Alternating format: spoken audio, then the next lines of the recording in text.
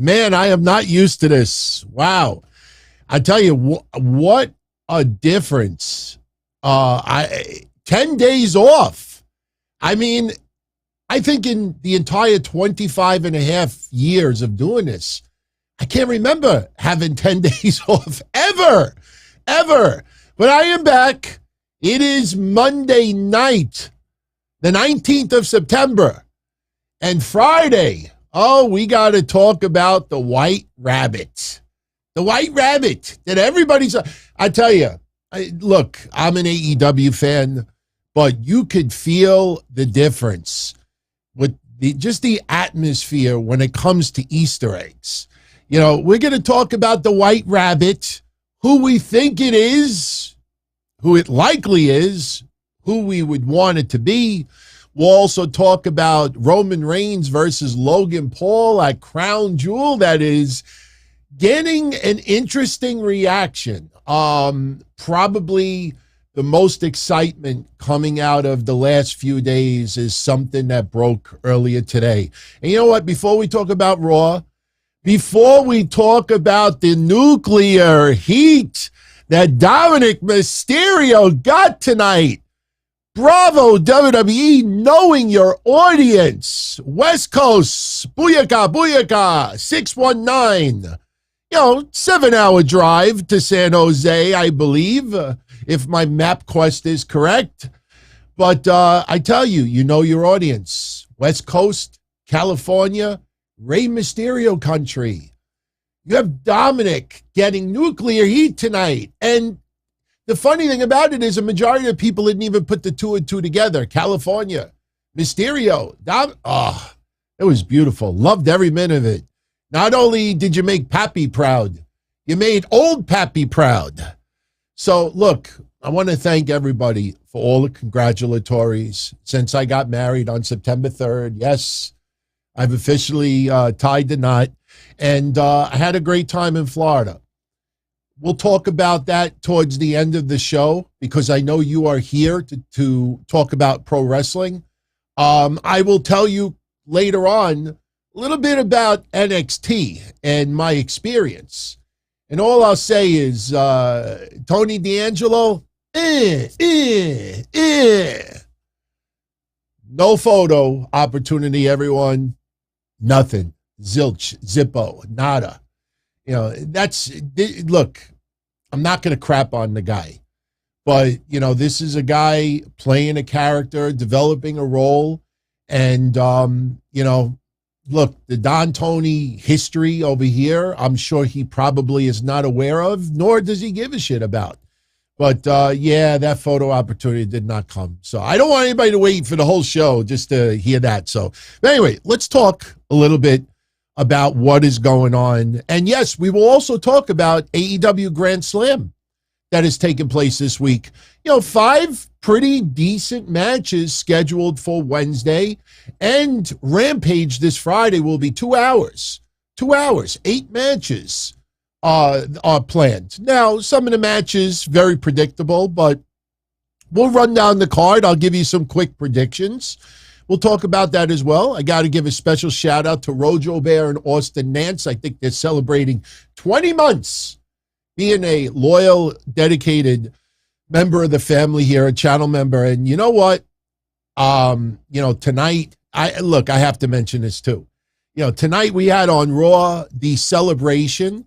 Io Sky and Dakota Kai winning the women's tag team championships, as most of us figured, a little over a week ago. I mean, Raquel Rodriguez and Aaliyah, it was a nice thought and everything, but they really were not destined to have any extended run. Most of you out there predicted that Sky and Kai were going to win it last Monday, but they did a little championship celebration today, coming out with their own damage control golf cart.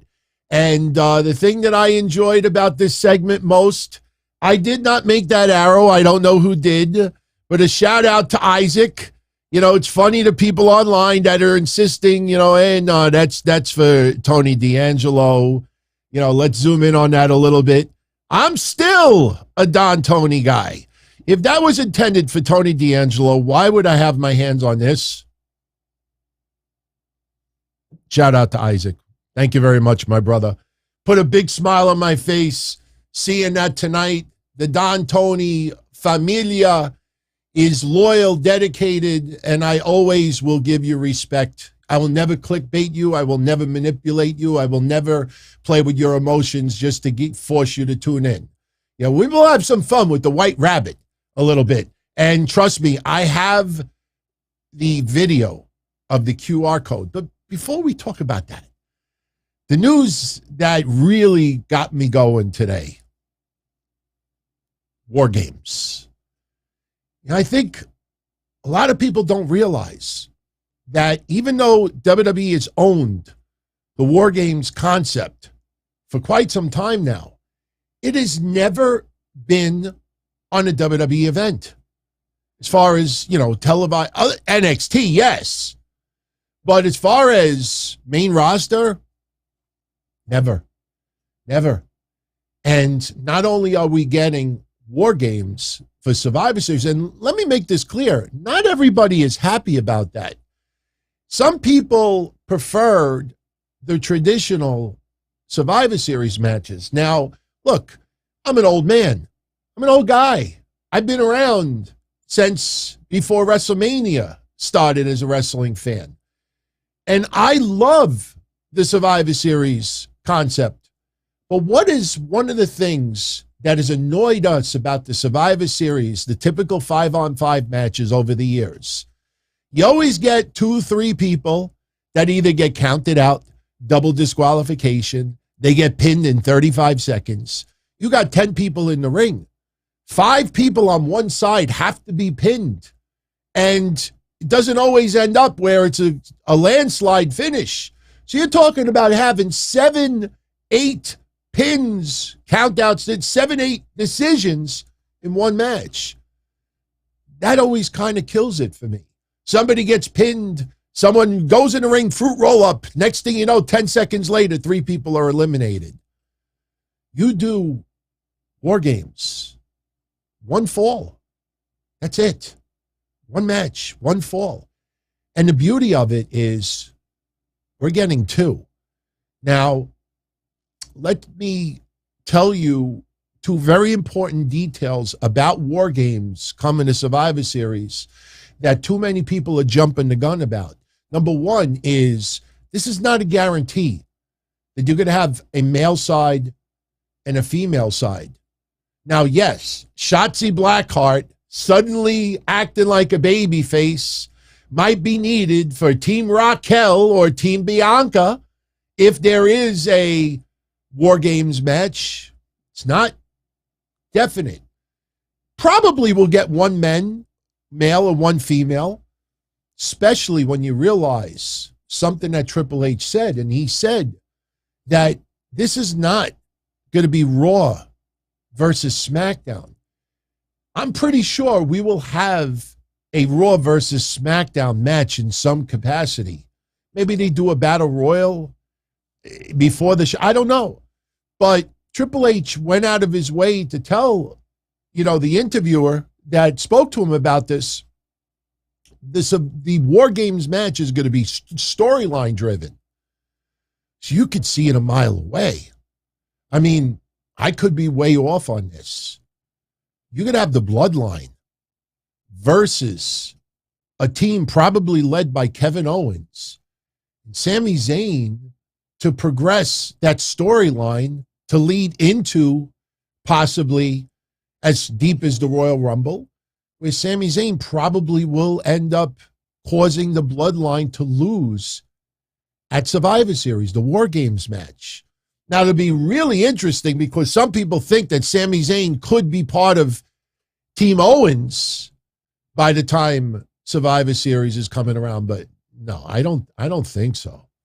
I don't think so. You see this slow burn with Sami Zayn. It's going to go on for a little bit longer than we all expect. So the 2 very important aspects to come out of this is, number 1, it's not a guarantee that you're going to have a male and female War Games match. Probable. You don't want to have a second, in my opinion, if I was WWE, I would not have 2 male War Games matches. What happens if you have another men's war game match and they blow away the bloodlines, well, you want all that spotlight as far as the men's side of things to be on the bloodline versus whoever. So I think in the end, I think we will have a male war games and a female.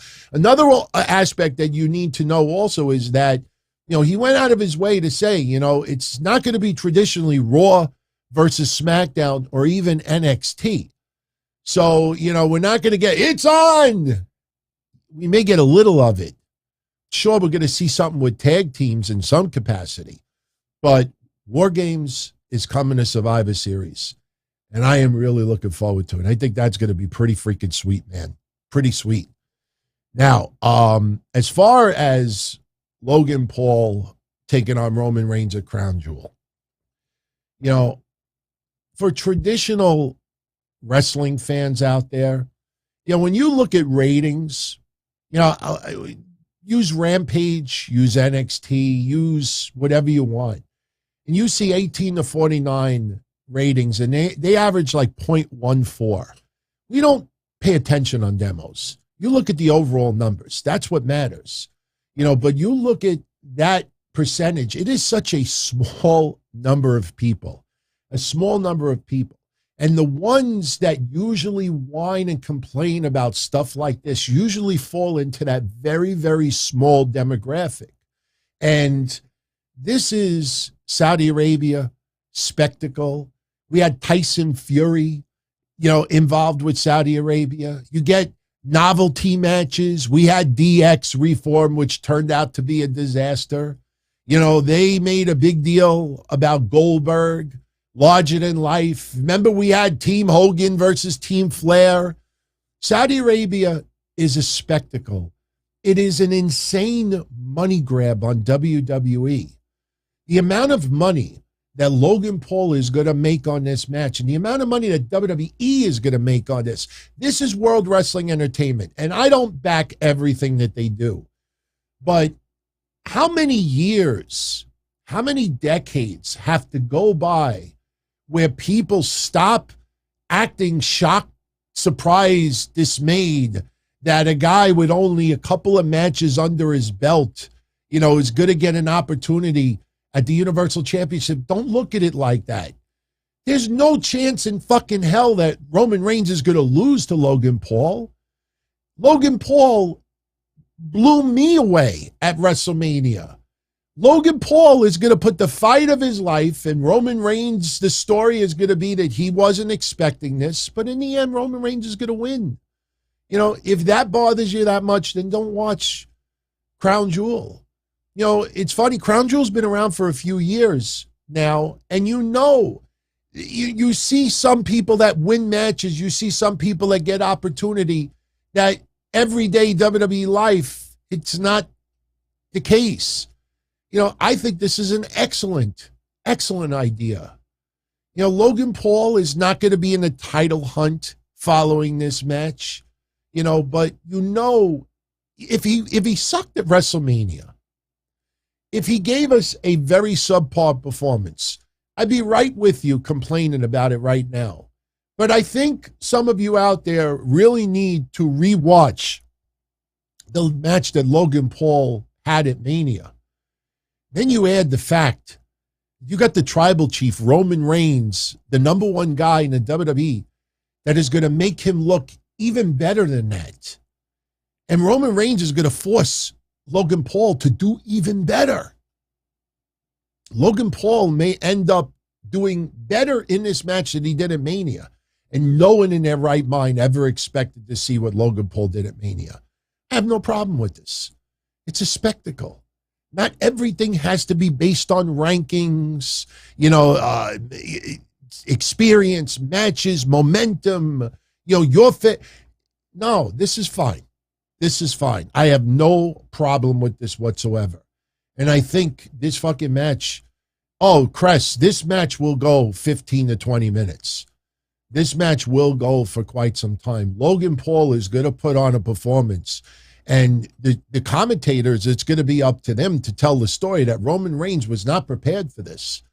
And Logan Paul is going to push Roman Reigns. Maybe not as hard as Drew McIntyre. That match went 30-plus minutes. But this match, I think, is going to surprise a shitload of people out there. So I'm looking forward to it. I'm really looking forward to it. If my voice sounds a little shangada today, I am a little bit under the weather. She's actually this close of the flu right now. She's got a 99 fever. She tested for COVID a couple of times, came back negative. I feel a little bit off. I took a COVID test this morning, negative as well. I was surrounded by tons and tons of kids, and I have nothing against kids, but I went to Disney for the last 10 days, and you don't know what it's like to be on rides and to sit in the queue, and all you hear is all these kids screaming at the top of their lungs, and you hear these other kids, and it was a germ fest. It was a germ orgy. So, we're kind of a little bit run down. But we'll talk about that a little bit later. I will tell you all this. I went on Guardians of the Galaxy. If any of you have ever been to Disney World, never went on that ride, it was the worst decision of my life. I have a picture because they automatically take the picture. I don't have it here tonight. But if you look at that picture, my wife's face is this. And I'm like this. If you ever want to commit murder, seriously, you want to commit the perfect crime, and you know whoever that person is has a very weak heart, bring them on the Guardians of the Galaxy ride for like 2-3 times in a row. And trust me, they'll do themselves in. That's it. Shake me like a rag doll. Remember China with Terry Reynolds? Remember China's debut? And she was shaking? That's what it felt like. That's what my battery pack in my spine. It's located always since my surgery is located here. I think it's up here now. Okay. All right. Later on when we talk about some ratings, I got to give props to AEW about something. Something that is not being talked about by many people. And I think this Wednesday's AEW Dynamite, if there was ever an episode that AEW, they want to brag to advertisers, networks, Wednesday's rating, not the 1,175,000, fuck that. They should be getting that. But something about the ratings that I'm going to share with you in a little bit, that this is something that AEW, they should be touting this. This is something they should be talking and not. NXT should be very proud as well, because we've talked about this even before I went on vacation. People don't realize that NXT's numbers now are better than what it was in 2020 and 2021. That was the black and fucking gold era. So imagine going back and seeing NXT TakeOver 35, and you see Killer Cross, Karrion Kross, and Adam Cole, and Raquel Gonzalez, and Samoa Joe, and others, and you realize that the ratings for the last 7 weeks are better now than what they were back then. It says a lot. It says a lot. So, all right. Before we go any further, talking about that, let's talk a little bit about Raw. Now, tonight on Raw, the focus was around 3 previously advertised matches. We were going to get Bobby Lashley defending the United States Championship against Seth Rollins. And we got Extreme Rules in a couple of weeks. So tonight was going to be the build towards Extreme Rules. And, I was anticipating a great match tonight. Problem is, in the back of my mind, I expected Riddle to come out to interfere. And then once that ended up happening, costing Seth Rollins the match, then I expected Seth Rollins to deliver a little receipt to Riddle a little bit later on in the night when Riddle and Ray took on Judgment Day. I'm a poet, in case you didn't know it. So that was one match that was previously advertised. Kevin Owens versus Austin Theory. Man, I watched journalists that have been shitting on Austin Theory for quite some time now. And I saw 3 different journalists, big wigs, I would call them, giving props to Austin Theory tonight, saying, man, that guy is putting it together. It's not about the losses right now. He's losing a boatload of matches, but he is developing and gelling, and that is not go-away heat. He may still be go-away heat to you, but fans now want to see him get his ass kicked. And that guy, when he cuts the promos and he's getting showered with the what chants and he is unhinged, he doesn't get unhinged. He is cool as a cucumber. And him and Kevin Owens, man, they do great together. And, I don't know if people realized it. Almost every match tonight got a "This is awesome" chant. Believe it or not, you go back and you watch it. I think 4 of the 5 matches got "This is awesome" chants. I don't know if Bayley and Alexa Bliss did. I don't recall hearing that. But every match tonight at some point got it. And the matches tonight were solid. So that was another match that was advertised beforehand. And we were also going to get Miz TV and Dexter Lumis. Now, when does Dexter Lumis wrestle? Could it happen in Extreme Rules? I don't know what that was. You see the camera shaking? Are we having an earthquake? I don't know what the fuck that was, but that was kind of creepy. I didn't touch it. Dexter, are you behind there? They had Dexter Lumis playing off that he was at the Miz's house. The Miz was celebrating his daughter's 3rd birthday. And, Dexter Lumis, man, the crowd loves it. Crowd loves it. Anybody that followed NXT, way before the wedding stuff, there's still a ton of people that don't even know the storyline with Dexter Lumis and Austin Theory. And you remember the payoff on that? Oh, no, we watched cartoons and ate cereal. So you don't want Dexter Lumis to come off as this creepy predator. But something about Dexter Lumis, I don't know if it's the eyes, but I got to be honest with you. When you see that, you kind of like get a little nervous. It is TV PG. I mean, it's just a knife. It's just a knife. Yeah, that's my Crocodile Dundee impersonation. Miz is out there for Miz TV, and Dexter Lumis was invited. Nowhere to be found. Next thing you know, there's a knife sticking out of the mat.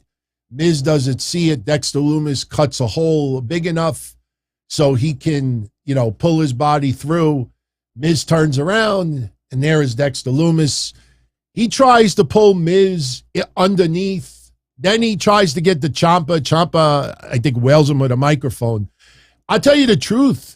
When Miz backed into the corner and Ciampa was just like in awe, I thought Dexter Lumis was going to go from under the ring to the opposite side and then grab Miz from the back outside the ring.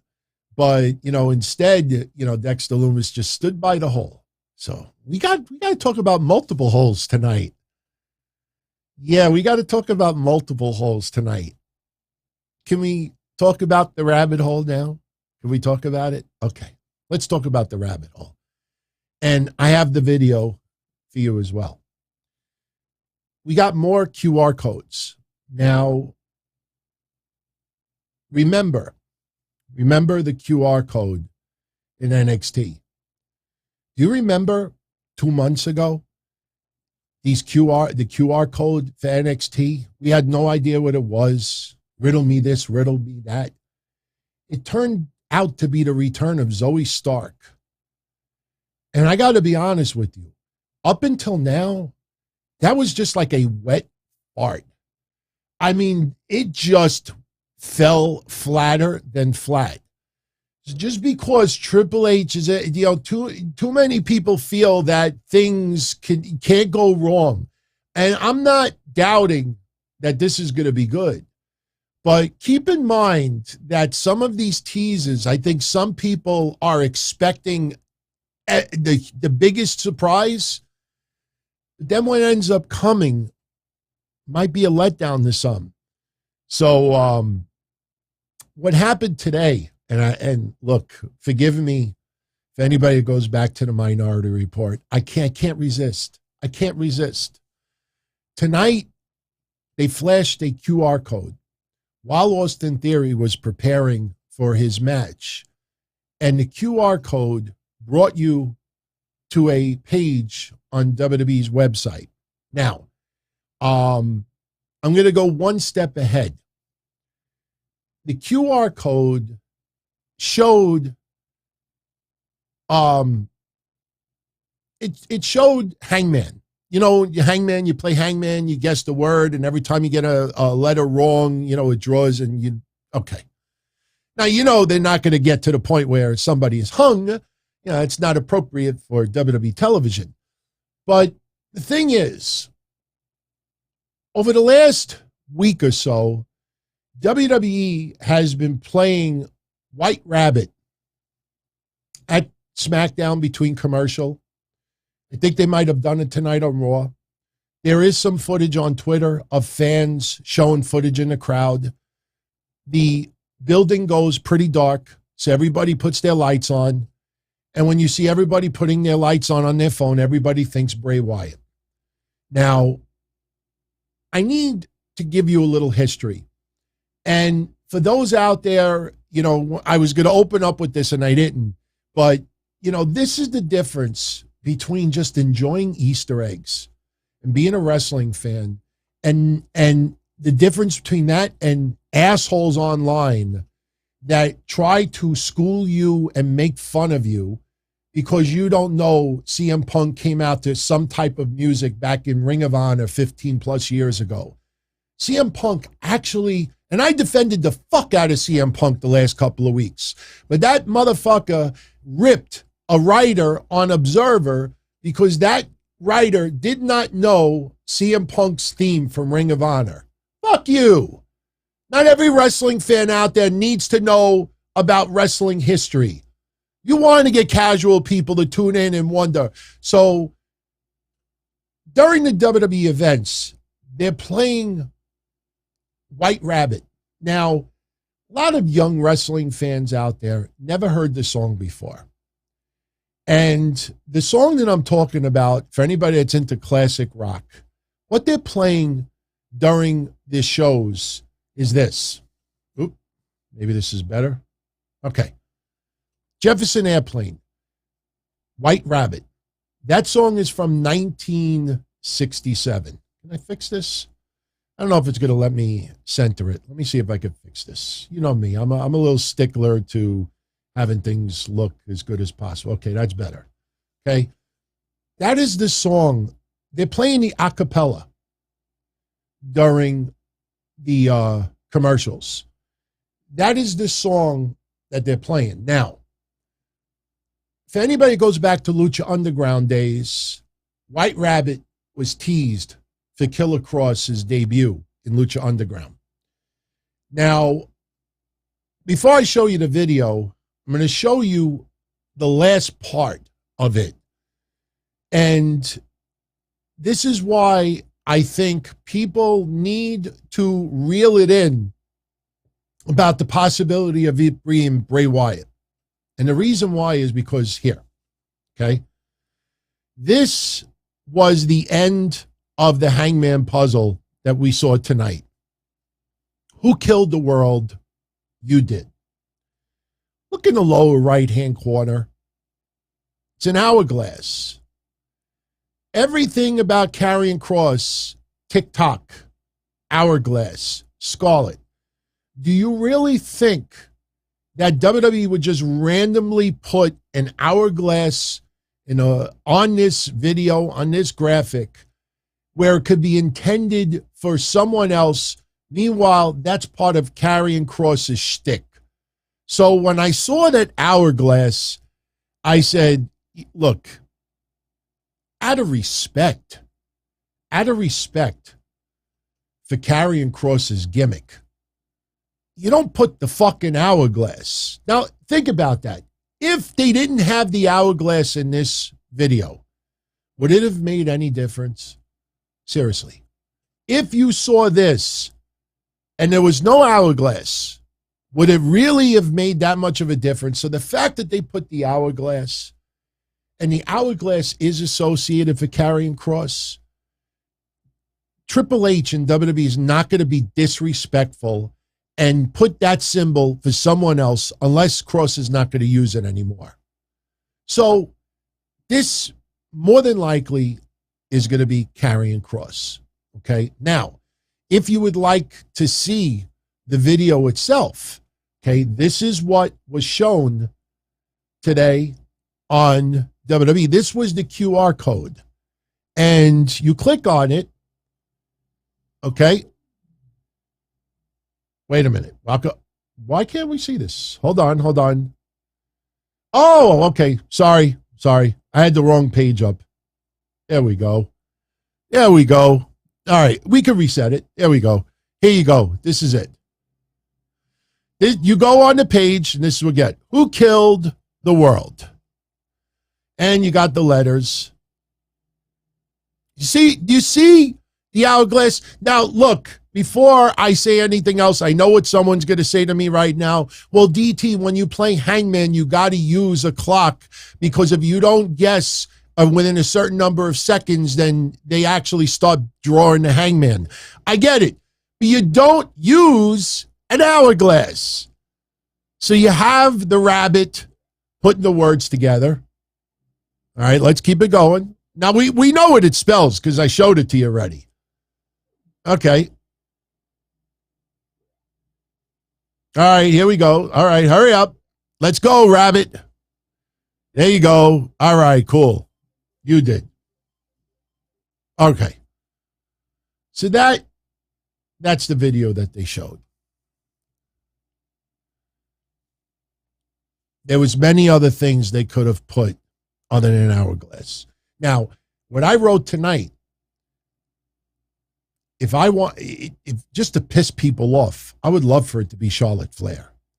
Just to piss people off. Just for people to be like, motherfucker, just to piss people off. Now, one other thing about that video, and this is why I believe it's got to be Karrion Kross. It's got to be. At the end of the video, they showed 9/23. Not only did they show the date of 9/23, they showed the time of 9/23. That's Friday night. So Friday night, it's going to be very interesting to see the quarter-hour ratings breakdown for Friday night. Because at 9:23 p.m. on Friday, 9/23, that will be revealed.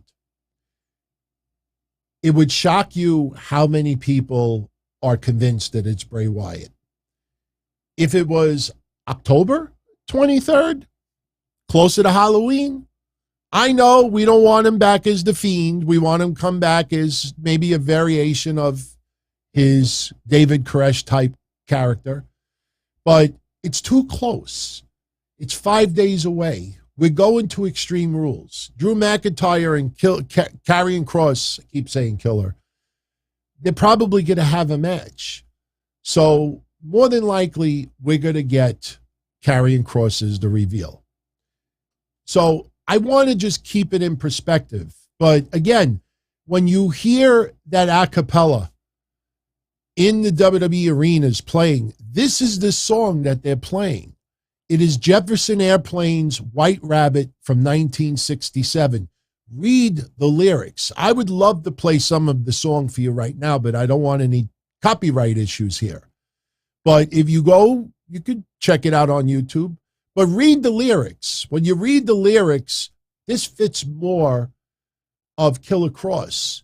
Remember the Chosen Ones? Remember him going, sort of going after Roman Reigns, but that kind of flopped. I mean, I brought it up before. If there was any mistake that WWE has done so far with Killer Kross's return as Karrion Kross, that is him and Roman Reigns. Because originally they made it seem like he was going after Roman Reigns and Drew McIntyre, but now it's like 90% Drew McIntyre and 10% Roman Reigns. It is what it is. But that is the White Rabbit. Everybody wants it to be Wyndham. Everybody wants it to be Bray Wyatt. I would fucking love it to be Bray Wyatt. I can't wait to see that guy back in wrestling, especially when more of the chains are pulled off and those years of rest. Even though his body physically is resting, his mind is resting as well. And I guarantee you that motherfucker, besides spending it with his family, JoJo, his kids, I guarantee you that guy's brain has been coming up and just thinking of ideas and how he could be bigger and better than before. So it's going to be massive when he returns. And then the hits just keep on coming, because not too long afterwards, we could start looking forward to the return of Cody. And then you start getting into 2023, road to WrestleMania, contracts in AEW start turning over, and you start seeing who's going to jump here. Wow. The next 18 months, really, it's going to be difficult for WWE and AEW to fuck things up. Impact Wrestling, though, I think they're done. I hate to say this. I root for them. I watched this show more in the last 2 years than I have done over the last 10 years. But they're pretty much done. 2 weeks ago, their ratings was 60,000. I thought the Queen didn't die 2 weeks ago, with all due respect. There was no mass tragedy. There was no giant playoffs. You could blame it on football, blame it on what you want. But this past week, their rating went up to 67,000. 67 fucking thousand. Back then, 67,000 would have been a horrible number for New Japan Pro Wrestling. They're now scoring in the 60s. This is the lowest Impact has ever done. It gets to a point where you have to say to yourself, the people behind Impact Wrestling, where do you say, look, I truthfully believe the landscape of wrestling is going to be quite different within the next 3 years. NWA, Impact Wrestling, MLW, I would be very concerned about all three of those promotions.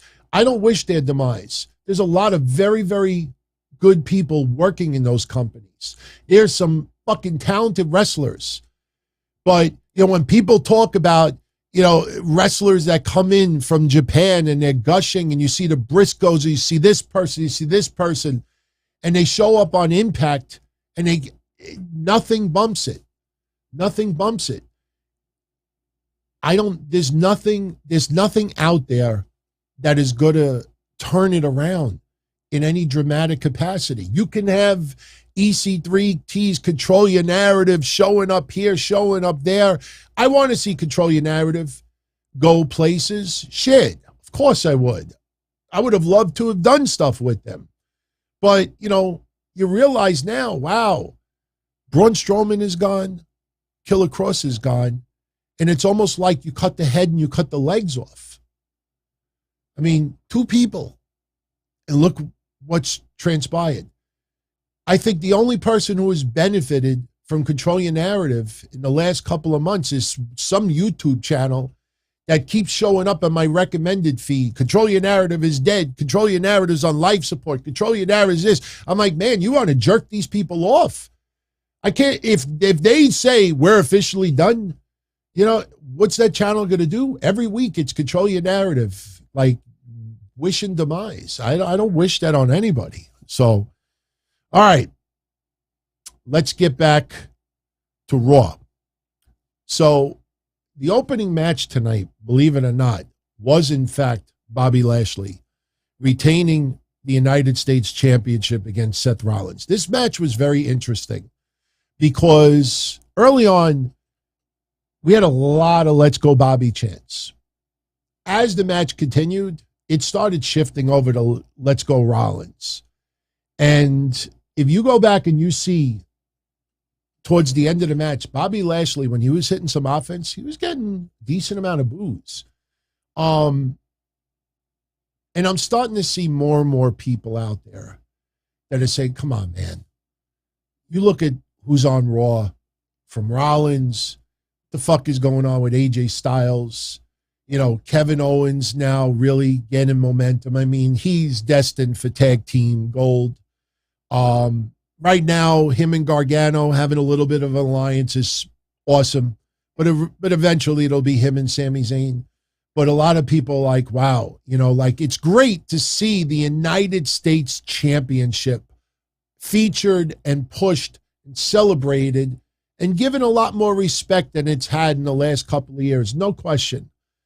But we also have to admit that the United States Championship is being pushed really fucking hard on WWE Raw is because no one is heavyweight champion there.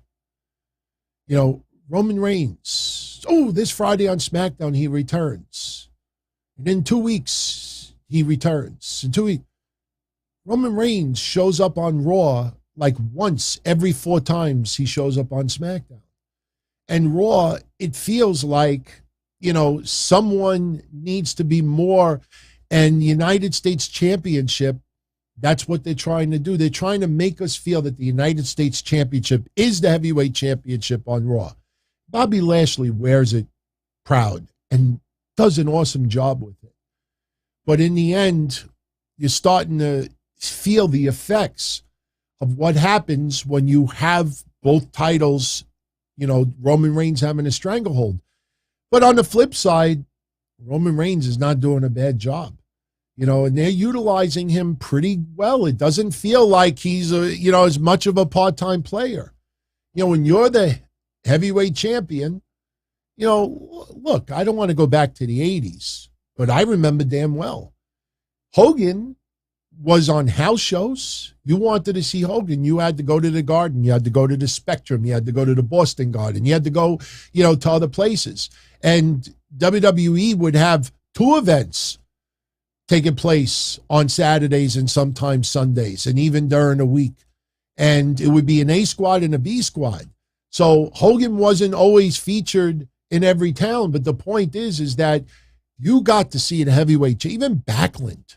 I was a fan of WWF when Backlund was champion. I loved Backlund as champion. His promos were horrible, but he was great as a champion. You ever got him on TV, it was rare. So Roman Reigns not appearing as much, as the heavyweight champion, that's not as far out of the normal, as it was back in the day. It just feels different because we're used to how much Roman has been on TV. By the way, hope everybody's enjoying the show. If you are, take a moment, RKO that like button. I almost forgot we have different moves. So yeah, we just used up our RKO. So RKO that like button. Anyone else out there to like the channel, tune in, subscribe, enjoy. So this match tonight with Lashley and Seth Rollins, excellent. As the match went on, more support for Seth Rollins started coming out. There was one point where Bobby Lashley attempted a superplex off the top rope, and Seth Rollins reversed it, turned it into a buckle bomb, immediately followed with a frog splash for a 2. Running power slam by Bobby Lashley. That's the move. You go back and you'll hear the biggest mixed reaction of the entire night. Fans love Seth Rollins. I never left the boat. I've always been on the train for Seth Rollins. You hear everybody serenading. They're not just doing it to just be part of the show and have a good time. They see Seth Rollins is putting 150% out there. So Bobby Lashley attempts a spear, and it is reversed, turned into a pedigree by Seth Rollins, only for a 2 count. Rollins misses a top rope spot, but immediately goes for a curb stomp, which looked great on TV. These two have some great chemistry. I wouldn't mind seeing a return match between those two. I don't think we'll get it, though, because of what happened later on between Rollins and Riddle. And I don't want to jump ahead yet. I'll tell you in a moment. But Seth Rollins goes for a top rope move. Bobby Lashley gets out of the way. Rollins immediately tries to hit a curb stomp, but is put in a hurt lock. Seth Rollins hits a low blow with the referee not looking. Only way to break the hurt lock. Riddle's music hits. The pop that Riddle got was pretty massive. You go back and you tune in. Riddle comes out. He's on the rampway. He distracts Seth Rollins. Next thing you know, spear by Bobby Lashley. He gets the win, and Seth Rollins is very pissed off. Distracted by Riddle. We're going to get a receipt a little bit later on. Jump a few moments ahead because we could stay on the topic of Rollins and Riddle. We had a tag team match of Rey Mysterio and Riddle teaming up to take on Finn Balor and Damian Priest. Rhea Ripley, everything that she's doing, I'm enjoying with the exception of one thing. I'm getting a little tired every time they come out there. She always says that they're the ones running Monday Night Raw. It's every time. And yeah, it's supposed to get under your skin, but Dominic Mysterio tonight, Jesus Christ. And like I said earlier, know your audience. They're on the West Coast. Rey Mysterio, I don't want to put it on the level of Bret Hart in Canada, but Rey Mysterio, when it comes to the West Coast, you have Dominic doing his dad dirty. Not only did he make Pappy very proud, but that motherfucker was getting nuclear heat tonight. It was not go-away heat. And he's trying to cut a promo, and, the crowd is just getting louder and louder.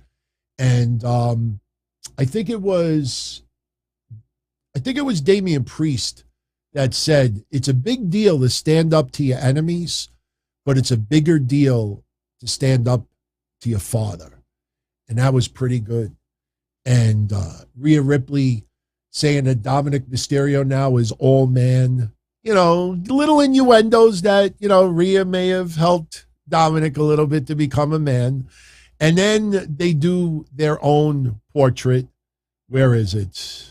Hold on. I'm trying. Is this the portrait? Yes, that's the portrait. And I'm telling you, everything that they're doing with Dominic right now, look, a lot of people feel that he's not ready. If you notice, he's not wrestling. Sure, it's going to ultimately be Dominic Mysterio versus Rey Mysterio. That match has to come. Who knows? That could happen in Saudi Arabia. That might be the match that Saudi Arabia wants. But you look at this photo. Look, I am not the biggest Dominic Mysterio fan. But that's supposed to piss you off. That's supposed to just make you want to smack him across the head. Look at the reaction he got tonight. How do you criticize that? You can't. Now, yes, it's inflated because it's the West Coast. But that left an impression on everybody tuning in all across the globe. And ultimately, Seth Rollins interferes or attempts to interfere in the match towards the end because of what Riddle did earlier in the night. Seth Rollins grabs a chair, Rey gets it away from him, and Rollins runs through the crowd. But because of that, Riddle is distracted, and Rey is distracted as well. And at one point, Rey had the chair in his hand. Dominic, I enjoyed it. He went outside the ring. He went on his knees, and he's like, hit me. One shot. Now, it is kind of goofy because when Rey is looking at the crowd and almost teasing, he's not going to hit his son. To even pause and look at the crowd, that was a little bit ridiculous. If I'm him in storyline, I look at my son and be like, what are you nuts? I throw the chair away immediately. I don't look at the crowd for a reaction and then throw the chair down. But it was funny because it almost looked like Dominic said pussy. I know he didn't, but it kind of looked like he did. But ultimately, coup de grace on Rey. Priest and Balor get the win. And, Edge, will he appear at Extreme Rules? It's possible. Look, Edge is really beloved in Saudi Arabia.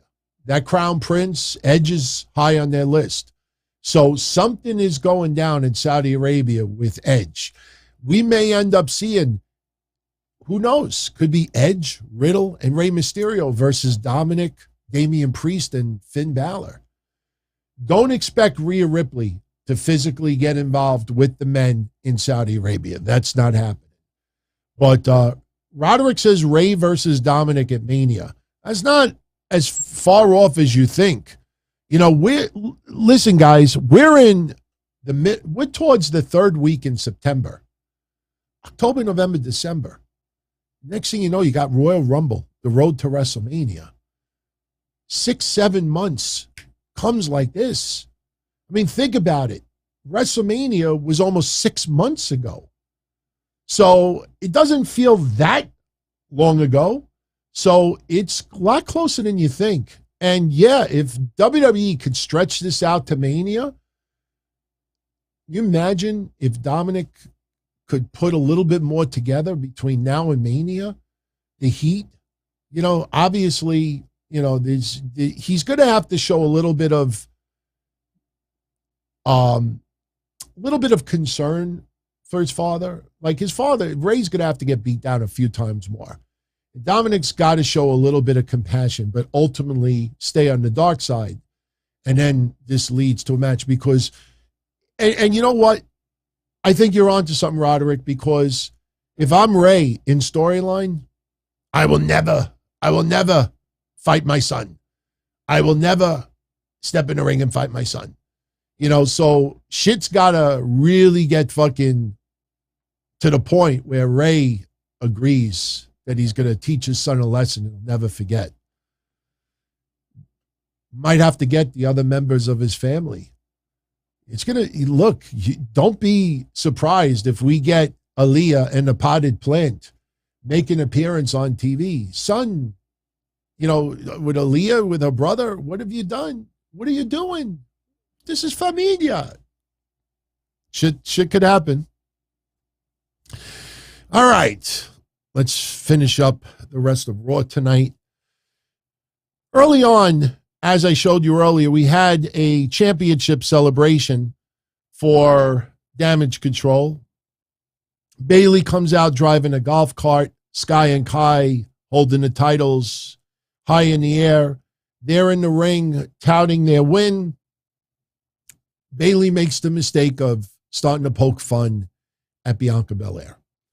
Bianca Belair comes out. She's not alone. She's with Alexa Bliss, and Asuka. Sorry about the yellow arrow. That's the only screenshot I have tonight other than this. They're in the ring. And Bayley is, you know, talking a little bad mouth, especially to Alexa Bliss. You know, Alexa Bliss is kind of a shell of what she used to be. I will say this, you know, this led to a match tonight between Bayley and Alexa Bliss. That actually was the main event for tonight's Raw. I thought we may possibly get Miz TV and Dexter Lumis close out Raw, but we got Bayley and Alexa Bliss. And there's a reason behind it because, you know, during that match, you had Sky and Kai outside the ring causing a little bit of interference. Asuka and Bianca Belair tried to even things up. One point, Asuka, she went butt first into the ring steps, and that shit looked like it hurt her tailbone. I mean, that shit looked pretty stiff. But unfortunately, because of the outside distraction, Bayley defeats Alexa Bliss. Alexa Bliss, I mean, as I was watching this main event tonight, I kept thinking about This Is Your Life. Do you remember that? With Bayley and Alexa, This Is Your Life. Do you remember that awful shit? Oh, my God. We've come a long way with that. I don't know what you do with Alexa Bliss at this point. Now, I will say this. At one point during the match, the arena went dark for a split second. I don't know if that was intentional. It doesn't happen almost ever. So it could have just been, hey, let's fuck with the fans. Flick the switch for half a second. So, you know, anything that happens. Look, I saw somebody tonight when the white limo pulled up and it was Damage Control inside. There was like a little piece of a pole sticking out on the side. It was nothing. And because the light reflected on it a little bit, you had people online trying to say that, is that Bray Wyatt's lantern? Like they're now, any little thing, they think there's an Easter egg. And as a wrestling fan, that's probably a good thing. probably is a good thing. I don't think it's going to, may disappoint some people because they're really getting their hopes up for shit. But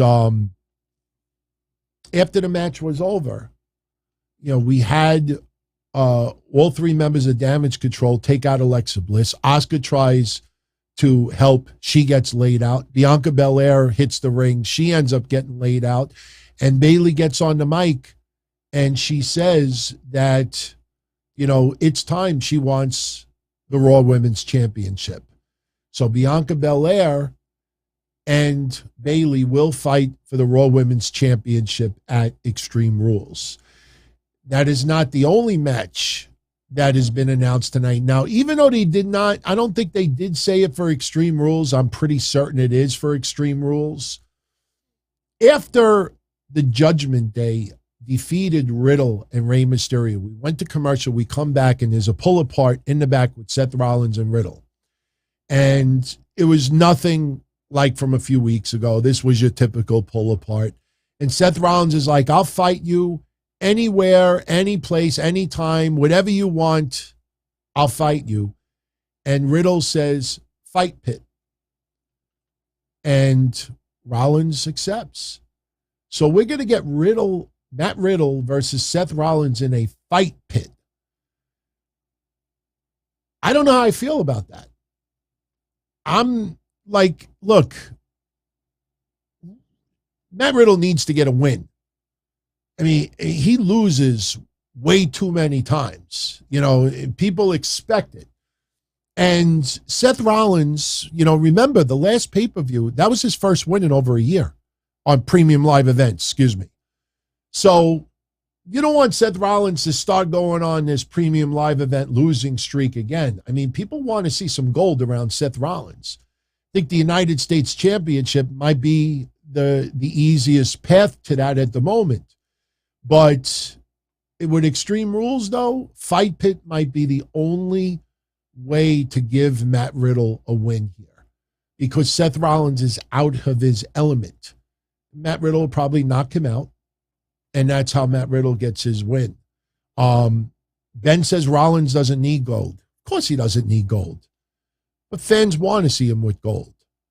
Fans want to see him with a championship. They're serenading the fuck out of him. Gold represents victory. You're winning. You keep that title, you're winning. At some point, he needs to carry gold again. Look at Kevin Owens. Kevin Owens has not had any form of a championship 5 years. Think about that for a minute. Not even a 24-7 title. And at this point, for some fans, it might be a badge of honor. Like, yeah, good. I don't want his name on the record books for the 24/7 title. But 5 years should not be that hard to get gold. Now, you don't want everybody to have it. Look at AEW. There's 30 titles? You really look at all the titles, and how I feel about the FTW championship. Nothing against Hook, but it's all over their fucking commercials. It shouldn't be this difficult for someone like a Kevin Owens or an AJ Styles or a Seth Rollins to get some type of gold. Bobby Lashley is wearing it well right now, and I'm not criticizing Bobby Lashley in any way, but Rollins needs a little bit of gold. We had Kevin Owens defeating Austin Theory. Excellent match. Crowd loved it. This is awesome chance. Towards the end of the match, Austin Theory went for the Money in the Bank briefcase that was sitting in the corner. Johnny Gargano, that briefcase looks all fucked up. That's not Photoshop. That briefcase looks, oh my God, is that briefcase all messed up. Gargano grabs the briefcase and Theory is looking for it. And Gargano's like, oh, you looking for this? So Johnny, a lot of distraction victories tonight, if you didn't realize it. A lot of distraction victories. In fact, I think almost every match tonight had a distraction victory. But Johnny Gargano grabs the briefcase. Austin Theory is pissed off. He gets distracted. Next thing you know, Theory eats a super kick, cannonball, and a pop-up powerbomb for the win. So while Austin Theory is on the mat selling the shit that he just got knocked out of, Gargano picks up the briefcase. He has it over Theory, and he's like, "Oh, you want it?" And he drops it. Kind of lands on his nuts. So later on, we get a little backstage confrontation with Alpha Academy and Johnny Gargano. Kevin Owens shows up, and Kevin Owens is like, "Hey, Johnny had my back. I got his back." Then next thing we know, next week, we have Alpha Academy taking on Johnny Gargano and Kevin Owens. Tag team match. I think that's going to be a pretty good match. I'm looking forward to it. Now, one match tonight, I don't know, man. I'm happy for Pete Dunne, Butch, getting better opportunity. I will repeat what I've said before. It feels awkward for Ridge Holland to get a pop from the crowd. I mean, look, accidents happen. You know, what happened with Big E. He is very much hated by fans, and it is a little bit unfair, you know, to be honest. But this just feels forced. You know, Street Profits come out. You got the Brawling Brutes on Raw tonight. Decent reaction because they won a number one contenders match last week. They're going to be taking on the Usos. You know that they have no shot winning those tag titles. Why do you think Solo Sikoa got the NXT North American Championship? So every member of the Bloodline has gold, except for the bearded guy. You know, Sami Zayn is the only one without gold. At this point, if I was Sami Zayn, I would come out with some replica belt of something. Too bad they didn't have the Internet Championship. Something. But every member of the Bloodline has gold except for Sami Zayn. That's to further show Sami Zayn does not fit and will be used as a patsy. So it would be funny if he won the 24/7 title. You know, but at some point, you know, you almost feel he's got to come out with something. But it does look out of place. Everybody's got a title. Sami Zayn is the only one that doesn't. So the Brawling Brutes, even though I'm really happy that Butch got even a little mic time tonight. Raw is fight night tonight. But it just feels forced. And we know what the outcome is. And the Street Profits tonight, they come out and they cut a promo. And they said, yeah, you guys beat everyone else, but you didn't beat us. So now you know that Ridge Holland and Butch are taking on the Usos on SmackDown for the unified WWE tag titles. Do you think that they would lose 4 days before against the Street Profits? So when the Street Profits cut a promo and said, yeah, you beat everybody else, but you didn't beat us, you knew what the outcome was going to be tonight. And sure enough, once again, the Street Profits lose. The fact, I tell you, man, you look back at the history of the Street Profits. I mean, I know everybody feels Montez Ford, sky's the limit. And I know it's a little unfair for Angelo Dawkins, but it is what it is. But, you know, if they do split, which you feel is happening, Angelo Dawkins has got to show a little jealousy down the line. They split and they don't reform in any near future. People are going to look back at that tag team run and they're going to compare it to the Rockers. You know, I know, look, they had some, you know, gold in their past, but they should have had a much longer run at the top. And right now, it almost feels like it reminds me of the Rockers back in the day. Now, don't get me wrong. I didn't want Shawn Michaels and Marty Jannetty to become tag champs at that time. For me, it was more about Demolition and the Nasty Boys and the Natural Disasters and the Powers of Pain, you know, and then the Legion of Doom. So, you know, I put the Rockers in the Bushwhackers territory. Like, oh, yeah, I don't mind watching them, but I don't want them to become champions. But I don't think, look, you don't want a barbershop segment with the Street Profits. Because remember, Shawn Michaels is the one that destroyed Marty Jannetty, and Shawn Michaels is the one that went to much higher. And I don't want to see Montez Ford, the one turning heel. It makes no sense whatsoever, especially that they are celebrated as one of WWE's power couple, Bianca Belair and Montez Ford. You don't turn them heel. No way. If you're going to turn them heel, you turn them heel as a tag team. You don't turn them heel as a singles wrestler. But the Brawling Brutes tonight beat the Street Profits just to give the suspension of disbelief that there's some momentum going on with that team, but we know it's going to happen. We know it's going to happen. So that was pretty much Raw tonight. Now, there was one thing. Oh, yeah, there was one thing I wanted to show you. We were talking about the White Rabbit thing earlier. And, it's for 9/23 at 9:23 p.m. Friday, September 23rd at 9:23 p.m. That reveal should happen. And like we talked about earlier, it's probably going to be Karrion Kross. Maybe we'll be pleasantly surprised and maybe it's something else. But do you know that tonight at 9:23 p.m., at exactly 9:23 p.m., a fan walked across the center camera holding up a QR code, and that QR code, when you zapped it, took you to the WWE website.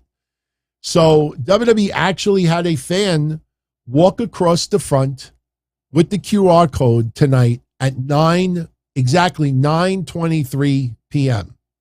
Now you see him in the top right-hand corner, like 1 o'clock if you're looking at your clock. Now, for me, though, too bad it wasn't, instead of 9:23 p.m. on Friday, 9:23, too bad it wasn't 9:24 p.m. on Saturday, 9:24. Because if it would have been 9:24 instead of 9:23, this is what we would have saw tonight. I couldn't resist it. I couldn't resist. Some people will get it. Some people will get it. That is for 9:23 at 9:23. This is 9:24. If it was 9:24, that's what we would have gotten tonight. That fan would have been at ringside. And yeah, we'll just leave it at that. Who killed the world? You did. Think of the whole promo, the storyline with Karrion Kross and everything he's been saying. That makes sense. I couldn't resist. Come on. Couldn't resist. All right. We're going to start bringing this home. We're already at 69 minutes, and I got to get back into the swing of things a little bit. We're going to do AEW predictions. First, I wanted to congratulate Mandy Rose. She will be off the market soon. She has gotten engaged with Tino Sabbatelli, which some of you will remember was in WWE. I think he also had a cup of coffee in AEW. So they are officially engaged. So congrats to both of them. Pretty cool.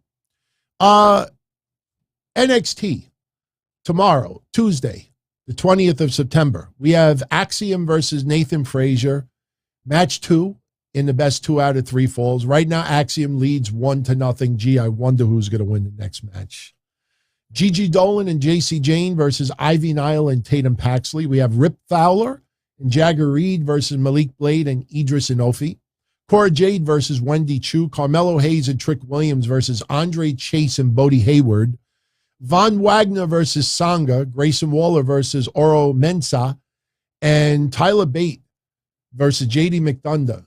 And the winner gets a shot at the NXT title. Not tomorrow, but in the future.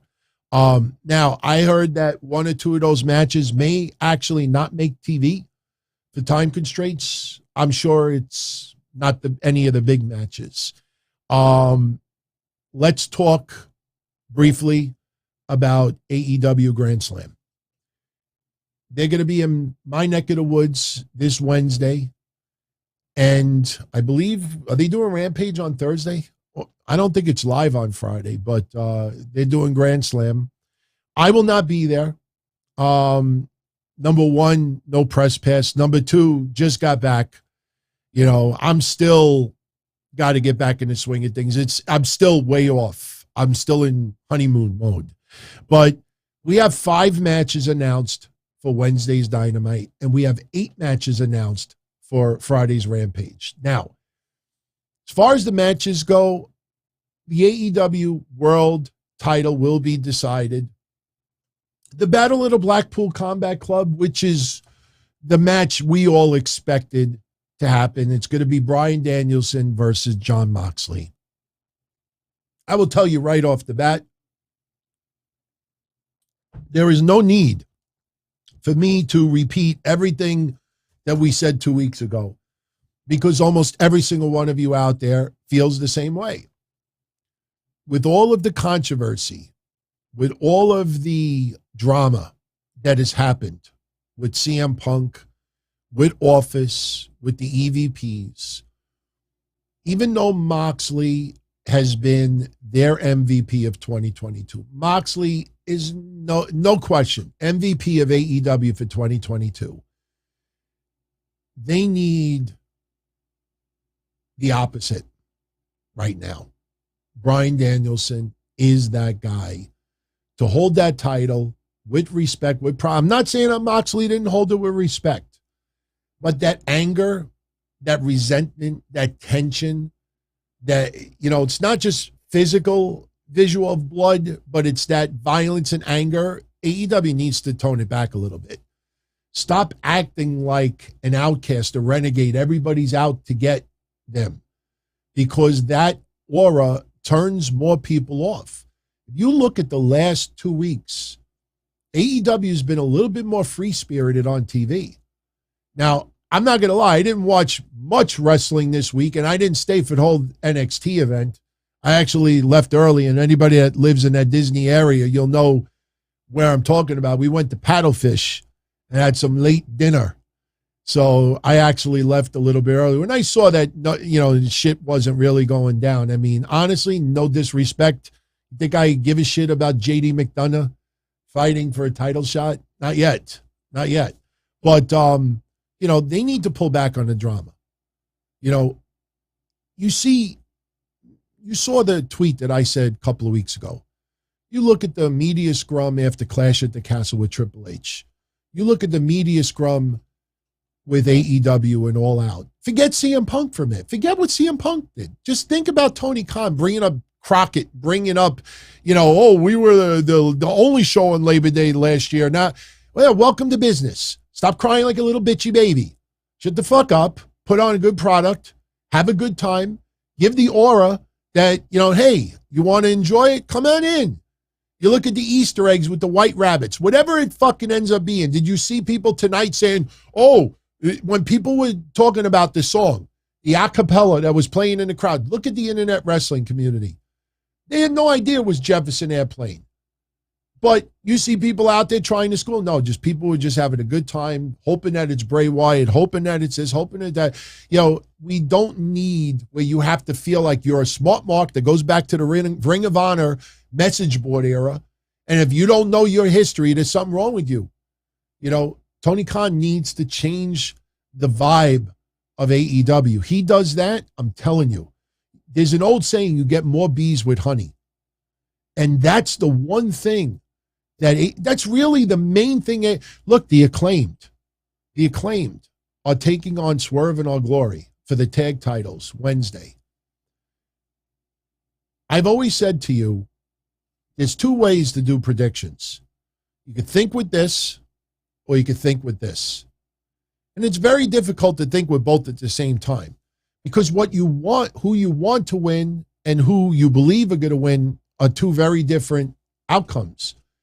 And if they did not face the acclaimed at All Out, I would have gone with Swerve in Our Glory, Keith Lee and Swerve Strickland this Wednesday. But you could feel it. It's organic. The Acclaimed have earned it. There is only one way to go Wednesday, and that is the Acclaimed to become tag champs. I know they're not on the level of the Young Bucks. Of course, they're not on the level of some other tag teams in AEW. They're still very young in their careers. Call it an upset. Call it whatever you want. But I think people will call it the right move. Even though I'm thinking probably more with this than with this, I'm going with the Acclaimed to become the next tag team champions. Then they could lose it to FTR. Then they could lose it to FTR. But the Acclaimed have earned it. They've earned it. This is an organic build that I think, they'll get it. I really believe they'll get it. Now, we have Pac defending the All-Atlantic Championship against Orange Cassidy. This was supposed to feel like an international title. And nothing against Orange Cassidy, but Orange Cassidy does not give me this international vibe.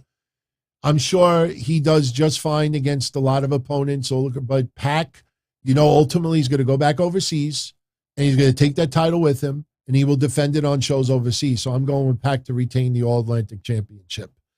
Toni Storm defending the interim women's championship against Serena Deeb, Athena, and Britt Baker. Why Ruby Soho is still not part of this, I have no fucking idea, unless maybe she shows up and turns heel. I don't know. But there's no way you take the title off of Toni Storm this early. That would be moronically stupid. Does Jamie Hayter cause Britt Baker to maybe get pinned in this? Possible. I can't see Athena eating the pin because, her usage lately has been atrocious in my opinion. I think Cole Carter has been used better. Yeah. Anybody remember Cole Carter? Remember that 2-3 week stretch? He left NXT and Tony Khan snatched him up and put him on TV a couple of weeks and we were supposed to make it feel like, this was next big star on TV. Yeah, he's just standing there along the sidelines with, what the fuck's his face? The new entourage they got. Do they even have a name yet? I don't know. Stokely Hathaway's group. All right. Well, anyway, Toni Storm keeps her title. Claudio Castagnoli defending the Ring of Honor Championship against Chris Jericho. And although I would get a kick out of Chris Jericho being the ROH champion and infiltrating sports entertainment into ROH, it is still a dead promotion, just using the titles. You do not take the belt off of Claudio. I say Claudio retains. All right. Rampage this Friday. By the way, the watch parties. Look, I actually, even though I was out this week on Tuesday and Friday, I did enable the watch parties on both nights. So I know some of you still showed up and had a good time, and I'm glad you did. I wish I could have been part of it. It's just Tuesday when you're in that building. One thing about NXT, they catch you live streaming. They catch you, like you could take a picture and you could shoot a little bit, but, you could see people at eyes. And, I had NXT going on my phone the entire time. I had it on mute and I had it in my pocket. But, every time I was checking it to see if anybody wanted to go on the stage, I had to be careful because it's playing on my phone and I didn't want any bullshit. So, but I will be back Tuesday for tomorrow night for the NXT watch party. And, I will be here. So if you want to hang out for a little bit, I'll be back Friday too. But Rampage Friday, we have Action Bronson teaming up with Hook against Matt Menard and Angelo Parker. Now, I know a lot of you out there don't know much about Action Bronson. I am not very knowledgeable in him either. I know he cooks. I know he's a performer. It's going to be a comedy match. Hook and Action Bronson are getting it. This is to give a win for Hook, New York. Need I say more? Yeah, I am not criticizing Action Bronson. He actually is very charismatic. I think they'll enjoy it for as long as it lasts. It's going to be a lot of comedy. But, yeah, I'm not criticizing the guy, but he and Hook will win. Sting and Darby Allin taking on the House of Black of Buddy Matthews and Brody King in a no DQ match. I don't know, man. I got to be honest with you. In a perfect world, I would love to see Tony Khan work out something with Malachi Black. As strange as this is going to sound, I think Buddy Matthews and Brody King are going to win. How many times in the last couple of years have we bet against Sting and Darby Allin? I don't think we've ever. This time around, the way the House of Black have been used and misused, I know some people will be like, oh, too little, too late. Listen, the House of Black win Friday, you're going to have people say, oh, too little, too late. I'm actually going with the House of Black. And in a perfect world, since it's a no DQ match, I would love to see Malachi Black return. I'm not breaking news. I'm not saying it's good. As a wrestling fan, I would love to see him appear and cause Sting and Darby Allin the match. So, hey, one could hope, right? Eddie Kingston versus Sammy Guevara, the match that we never thought was going to end up happening, is going to happen. Sammy Guevara is one of Tony Khan's all-time favorites. That is his guy. But they're in New York. And does Homicide make a cameo again? I'm not that sure. But I'm going with Eddie Kingston to defeat Sammy Guevara. I think Sammy Guevara is going to get nuclear heat in New York. I think Eddie Kingston is going to get the win. Jade Cargill defending the TBS championship against Diamante. It's not going to be that much of a match. I mean, sure, AEW will probably let it go 5-6 minutes just because they feel it should. That match should be over in 2 minutes tops. Jade Cargill retains. A match that honestly, I don't know why the fuck we're getting this. Ray Phoenix versus Jungle Boy.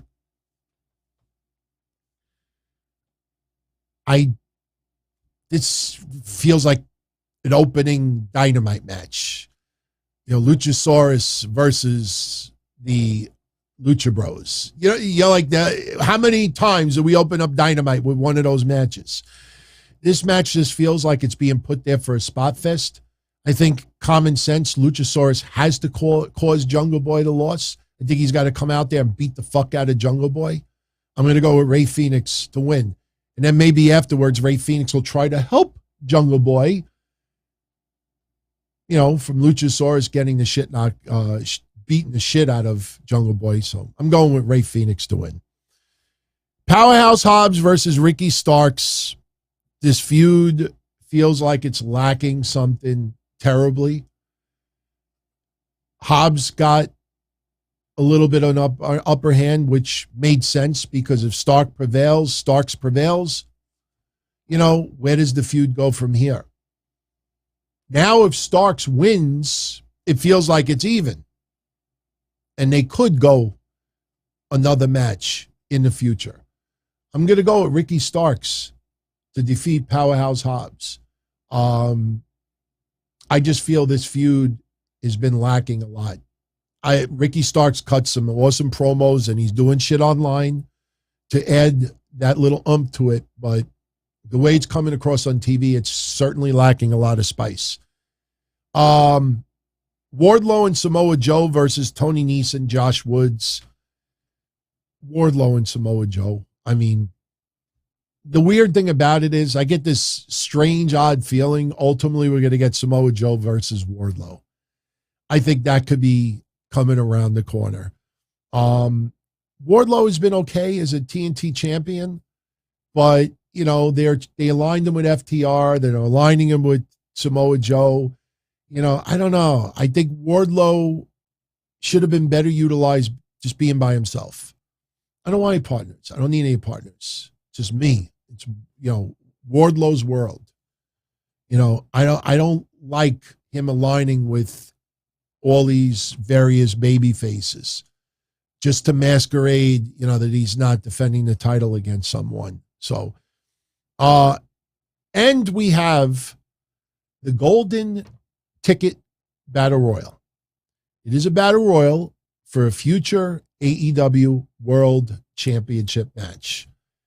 And unfortunately for me, I don't really have much feeling about this match because we saw Brody King take on Moxley. It was a decent match. I'm not criticizing it. But if you remember the Battle Royal that led to that, there was only one person that should have won it. It was Eddie Kingston. My point is that whoever wins it could take on Bryan Danielson next Wednesday, the Wednesday after. It's not going to lead to this giant, big feud. So you could pretty much put anybody in that spot. Me, since I know who I'm going to pick as champion, and that's Bryan Danielson, as we said earlier.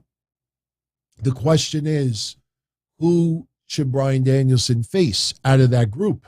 Now, we don't know the participants, but if I was AEW, believe it or not, I would give it to someone like W. Morrissey. You know, he's only been there for a couple of weeks in a row, but it just feels like it's fallen flat already. And man, I watched a little bit of him from this past week, and I don't know, it just feels like he's got that look like, I'm just doing this for the payday. I don't know, just something about it. So I would not be surprised if he were to get it. You could give it to a small guy like Dante Martin. A few people are saying that's not a bad idea. Sure, you could give it to someone who is worthy of a shot that maybe would not get it under different circumstances. But, you know, I just feel like maybe just a bigger guy that Bryan Danielson could overcome. I think that might be, you know, the way to go. But again, we don't know who the participants are going to be. But, man, I would love Lance Archer. I mean, he was working in Japan. But, man, talk about a guy who also that should have been so much further in the food chain. You know, maybe you give it to, what's his face? I'm drawing a blank right now. Who was with Tully Blanchard? Brian Cage. And then he was no longer. Give it to Brian Cage. But doesn't feel like they're going to think about how many months have gone by since Brian Cage did that interview and said, oh, AEW apparently has things, you know, future planned for me. Terrible. I wouldn't mind Jay Lethal winning it.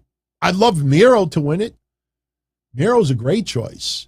So, but again, we don't know who's actually going to be in it. But the Redeemer. Yeah, he may actually get involved. Oh, could you imagine the stupidity if Miro turns on Sting and Darby Allin and now becomes the leader of the House of Black? I don't want that to happen. Hangman Page, not a bad idea. So that is your matches for Dynamite and Rampage for this week. Little shout out. Hold on. Let me take this off the screen. Little shout out to theme parks.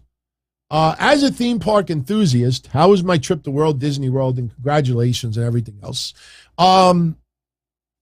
Very quickly. I went to Disney for the last 9 days. Never been to Disney before. Keep in mind, I'm in my early 50s now.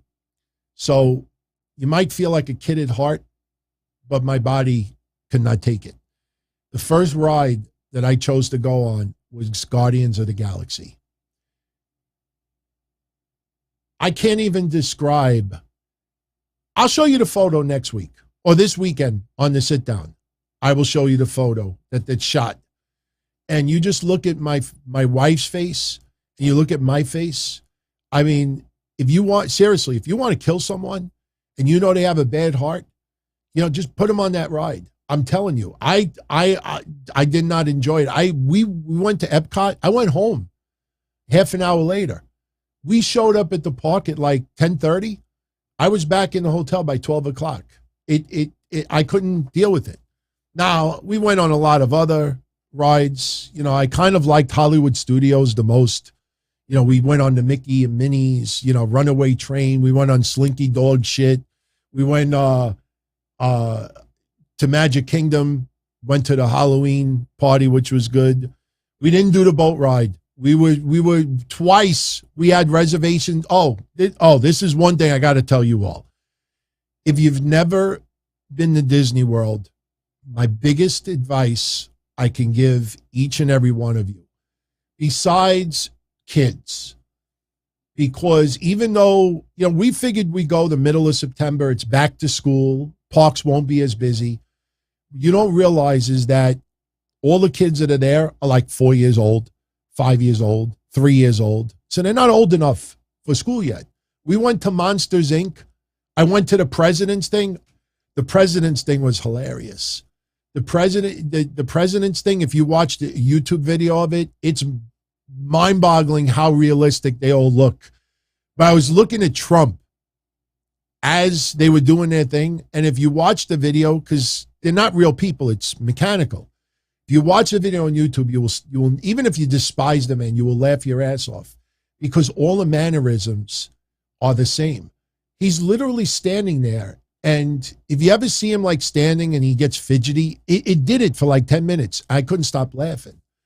But my advice to each and every one of you is, if you don't like rain, don't go. It rained every day. The rain feels good when it's 90 degrees out, but when it rains 3 or 4 hours straight, it sucks. We had ponchos, we had umbrellas. It rains every day. There was one day, I think it was Thursday, it rained from it was Friday. It rained from 3:30 to 7:30. And I'm talking like 2-3 inches of water on the floor after everything was said and done. It rained way too much. That was the one thing that I hated more than anything about it. Every day it rained. So you have to be prepared that if you go to the parks during the day, you have to be prepared at some points it's going to rain. It may only rain for a few minutes. It could rain for a few hours. Download the AccuWeather app. Very, very good at tracking radar. We pretty much knew when it was going to start raining almost every time. And we, got ourselves, we didn't really get caught in anything. But, when it rains 3-4 hours at a time, it kind of like screws up the day a little bit. But I had a good time. And I'm back. Oh, I don't mind the rain. But, when you're out there and see, that's what people don't understand too. The most amount of walking that I get is from my house to the parking lot to get in my car. She has the Apple Watch, and I think one day we walked, 18,000 steps. I'm not kidding. I walked more this past week than I have walked in 20 years, maybe combined. When I trained back in the days when I was doing the managing for indie wrestling and I ran the ropes, they make you run the ropes until you like throw up and everything like that. This was equivalent of like running the ropes like 800 times. I never walked so much. My favorite park was Hollywood Studios because everything was so close together.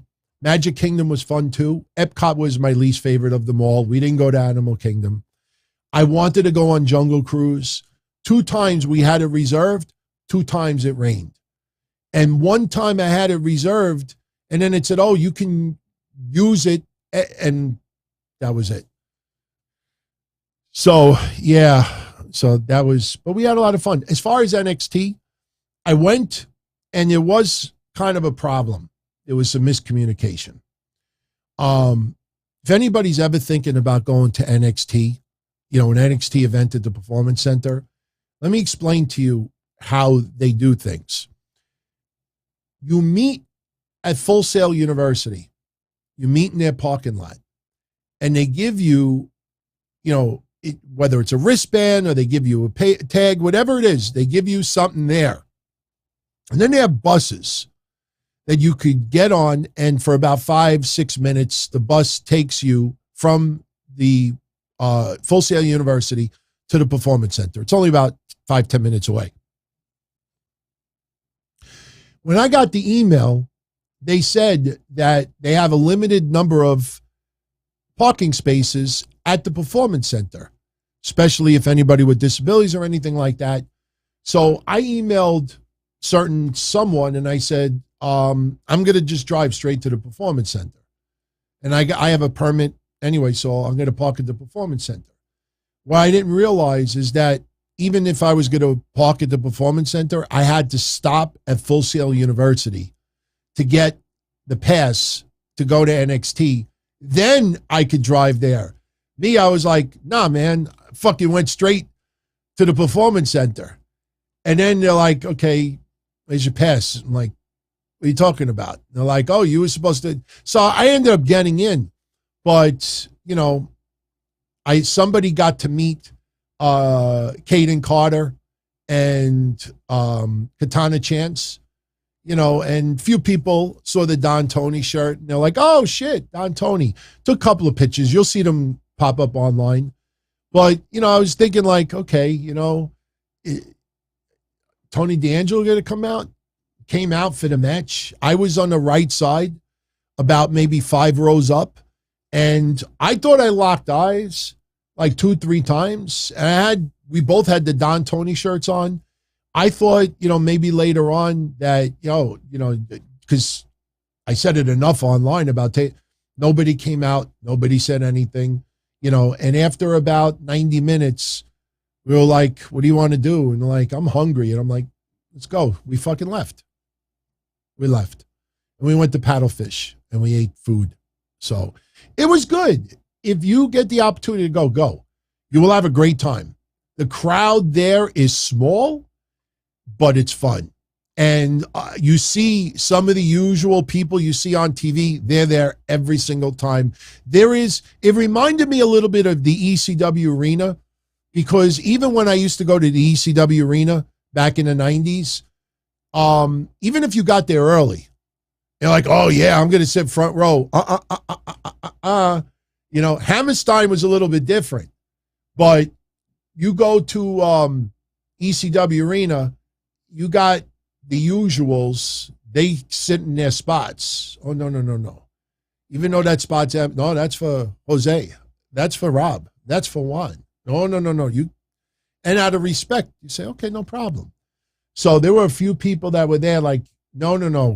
You know, we have certain people were giving us a little bit of heads up. But it is loud in there. It's a fun atmosphere. I mean, I will tell you one last thing about this, and we'll start wrapping up. This isn't like TNA from back in the day at Universal Studios, where you just have random people coming in, maybe cooling off a little bit, getting a little, you know, break from the sun and just watching a little bit of wrestling, even if they weren't wrestling fans. You know, as weird as this sounds, anybody remember the controversy with TNA and the cast members? Anybody remember that? I still have that audio. When they told all the fans there, you know, you're cast members, you're helping us, and they were telling them how to talk and how to chant, and don't say this. If you're going to say BS, say BS, don't say the curse word. I will tell you this. After all of these years ripping TNA for that cast members segment, I now understand why they use it. In Florida, when it comes to Disney and Universal and even TNA from back in the day, they love the term cast members. They don't like calling people employees. You're a cast member. You're a member to help. And when TNA wanted everybody in the building to be part of the show and help dictate a scenario. So if somebody was a heel, they wanted everybody to shit on that person. But they didn't want you to curse. They didn't want you to do this. But when they use the cast members, I now understand that is a regularly commonly used term in that neck of the woods. But I will say this. In NXT, you do not have cast members. And what I mean by that is everybody that's there is an NXT fan. And boy, are they NXT fans. You know, it's when you go to a wrestling event and fans are into the shit that they're watching, it makes it so much more fun. I mean, it was great vibe. Nobody was being an asshole. Everybody was friendly. It felt like there was a family in there. Like you could see, even like when we saw people, when the buses showed up, you know, you could see that there's a sense of pride in there. But WWE, I think, has it a little bit too organized, in my opinion. I mean, I understand why. They don't want people parking and hanging out at the Performance Center, especially after piss milk shit guy, you know. I was actually looking for him. I was looking around. I'm like, where's piss milk shit guy? And they're like, no, he hasn't been around here in quite some time. So, you know, look, when somebody gets shot at their, you know, they're not in the hood. They're not in the greatest of neighborhood either, from what I could see, but they're not in the hood. You know, it's not like gang violence out in the, but yeah, they're a little bit they're actually a lot hesitant about people hanging around the Performance Center. Charlie, if you don't know who that is, go on YouTube. Type in piss milk shit guy. It's sad, a deranged wrestling fan who has a lot of mental issues. He got shot at the Performance Center, went to jail, got out of jail, and still showed up at the Performance Center. It's, yeah, Armando Alejandro Montalvo. That's his name. Pretty sick person. I hope he's taking his meds, man. You don't ever want to see someone, you know, deteriorate. I mean, it's kind of like funny to a certain point until somebody, you know, got shot, man. Can you imagine in his mind the revenge? Oh, I hope that never happens, man. So anyway, before we get out of here, as I said earlier, Impact drew 67,000 viewers, which is horrendous. Rampage did 470, which is up from last week's 429, but still down from 2 weeks ago. SmackDown did 2,212,000, which is an excellent number. NXT, 728. But I wanted to show you this. This is courtesy of Brandon Thurston. He does the quarter-hour breakdown. I wanted to show you this past Wednesday's Dynamite. And I'll be honest with you. You know me, I'm a ratings nut. And I dissect everything. But I also don't focus on demos because the only people who should give a shit about the demos are the promotions, the networks, and the advertisers, not us. But I want you to look at the quarter-hour breakdown for this past Wednesday's Dynamite. That is spectacular. And not because of the 1,175,000. We have had so many episodes of Dynamite where the viewership drops 450,000 viewers by the end of the night. They opened up with 1,198,000. They closed at 1,188,000. And if you look at their quarter-hour ratings, you had the first hour, the ratings were only about 10,000 viewers difference. Now, of course, the quarter hour with the women's match took a little bit of a drop, but guys, gals, look at the number closely. If you want to be infatuated about 18 to 49 demographic, the rating for the women's match only went down about 50,000 viewers. That is nothing. We have had main events with look at Young Bucks, Kenny Omega. Look at did anybody pay attention for many, many weeks to pass? That is nothing. Even the overall rating, it only went down about 124,000 viewers. That's nothing. That is nothing. That is not even 10% of the audience. This, in the history of AEW televised programming, I think this is the most consistent rating that they've ever drawn. And it's not about the size of the viewership. It's how they were able to maintain their audience the entire night. If I was AEW, and we didn't have any hometown hero like Daniel Garcia main eventing. We didn't have any future Darby Allin main eventing. We didn't have, somebody main eventing because they're in somebody's hometown. No, they put the big boys to close it out. Bryan Danielson and Chris Jericho. They opened up with Jon Moxley versus Sammy Guevara, and they closed with Jericho versus Bryan Danielson. They set this up excellent. They maintained their audience the entire night. This is the best I've ever seen them do. Even if this viewership was 700,000 viewers, this is the most consistent AEW has ever done for any episode of their televised product, whether it's Rampage or Dynamite. If I was AEW, this past week, September 14th, is the best televised week in their history. Keeping that viewership the way they did is a big fucking deal. They should be most proud. I mean, don't get me wrong. They have had some epic moments, bigger moments take place on TV.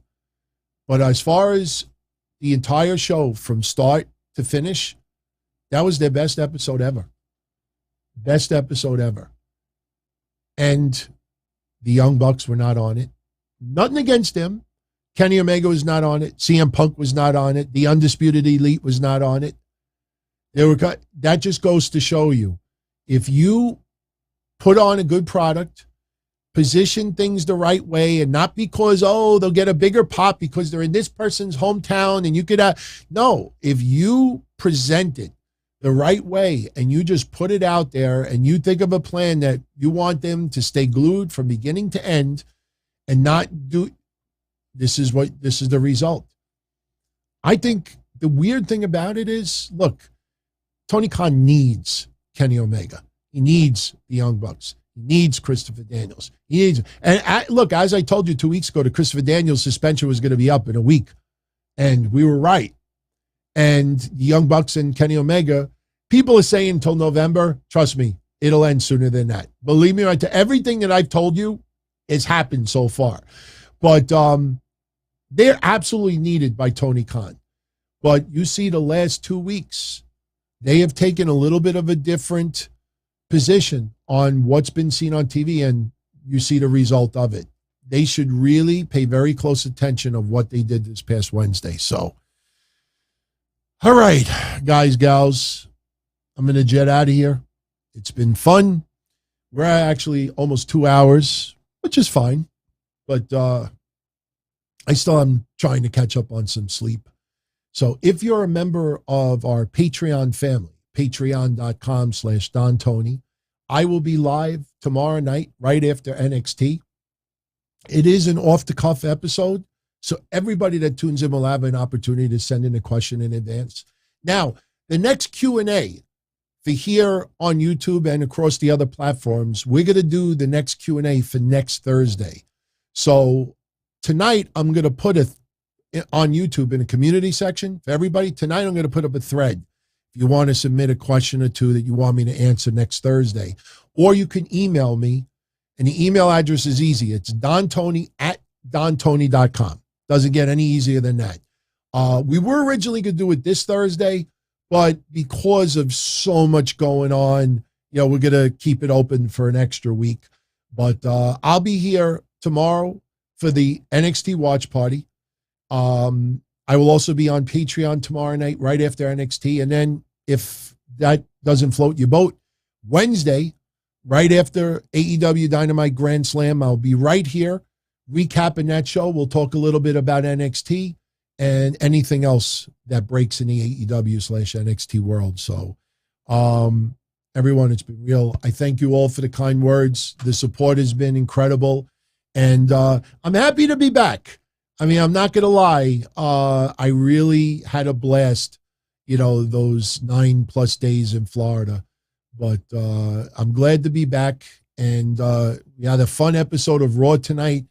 Some great news with Survivor Series and, Saudi Arabia stuff. We have some advancement with Extreme Rules with the matches. This Friday, Braun Strowman will be taking on Otis, which will be fun. And we'll see the, start to, it's going to be pretty interesting because we have Extreme Rules coming up.